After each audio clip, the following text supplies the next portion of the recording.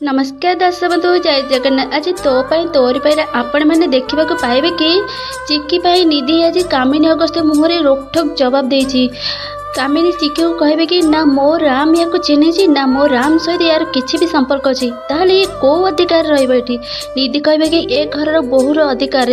कामिनी अगस्त्य आश्चर्य। निधिर एमती कथा शुणी निधिर बाबा कहे कि निधि तू माँ को मुहरे जवाब दौचु तोर साहस केमती है रे। निधि टिके डरी जाए कह आई एम सॉरी डैड हेले जेजेमा आज या जहाँ करुँच से सब भूल कर डैड। जदि चिक्की भाउजों जगार मु था शाशु घरे आ मो सहित भी ठीक एमती होता ताहले तमे कौन कर डैड एसबू हेबाकू दे था कह डैड। एपटे निधिर डैड पूरा आश्चर्य कि निधि को अनै था एपटे कामिनी कहे कि निधि तू ये अनाथ सहित तू निज जोड़ुचु कौन पाइंका। निधि कहे कि नाई जेजेमा मु गोटे झीर भाग्य कथा कहूँ जेजेमा तमे तमे मान कि न मान किंतु भाई भाउज को बहुत भल पाए सी भाउज को बिना बंची पारिबेनी।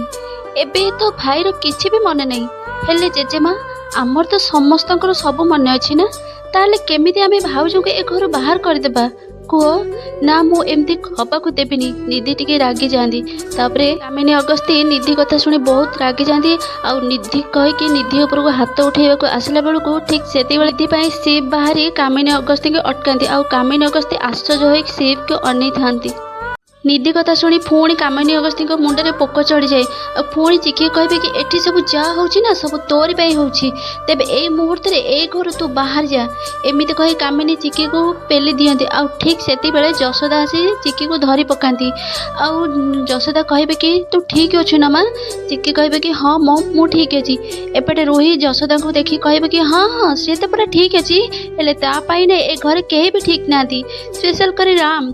रोही कथा शुणी जशोदा राम को अनाती राम छोट छुआ परिका होउछंती। पुणी एपटे माधवी कहे कि जशोदा को कमेंट मारी कहे देख आसीगले मिछे झीर मिछे माँ आज जाए भारी रोबर देखौथिले ना। माधवी की तो सुजोग मिली कमेंट मारी कथा कह जशोदा मैडम को पुणी माधवी कहे कि फंपा माठिया ना फंपा आवाज। अच्छा साटा मैडम आपण ये जो दामी शाढ़ी दामी गहना भड़ी भड़ी पिंधिकी कन कन होगी आम घर को चली आसुँच ना ए सब कौ चित्रालय आणुंट भड़ार आणुंट ना क्या मागे कि कहतु साटा मैडम। एपटे माधवी कथार पाटर कथा न सारे रोही स्टार्ट कर दिए। रोही कह कि कौन कहते आप ये मो झी दुर्गा रायचांद या जदि किए कौन कह मुझा करदेवी मुझा करदेवी आपण एक्टिंग करिवार ना चिक्की बहुत आगे कौन एक्टिंग कर कह तो। पुणी माधवी पुणी कमेंट मारी कहे कि जेटेपेटे छा ना ये जिते बड़े आसीगले नकली झील को लेकिन जातु ना आउ मैडम कहीं ठिया होकि रहिले कौन आपण ओडिया बुझी पारना आपणकर आपण झीर आम घरे कौन स्थान नहीं आपण नकली झील को धरतु आठू जातु। जशोदा सब कथा शुणी चुप रहीकि रुहती। जशोदा चुप रुहती कारण ठीक टाइम ठीक समय रोकठोक जवाब देवे रोही और माधवी को आउटे रोही कहे कि हाँ आउ जदि भले न जाए ना मु राम को अटेम्प्ट टू मर्डर केस रे जेल पठेदेवा भी पछेबेनी। जशोदा पुणी रागी जाए कहे ए बंद कर ये सब नहले गोटे मिनिट भी लगे तुम दी जन को ना तुम ठिकाना देखाई। एपटे जशोदा कथा शुणी कामिनी कहे कि कहे कि शुण मो तमें मो घर ठिया कामिनी जशोदा पुणी कामिनी की रागी कहे कि बास चुप रुहतु आ से ठिया हूँ मो कथा ए पर्यंत भी सरीनी।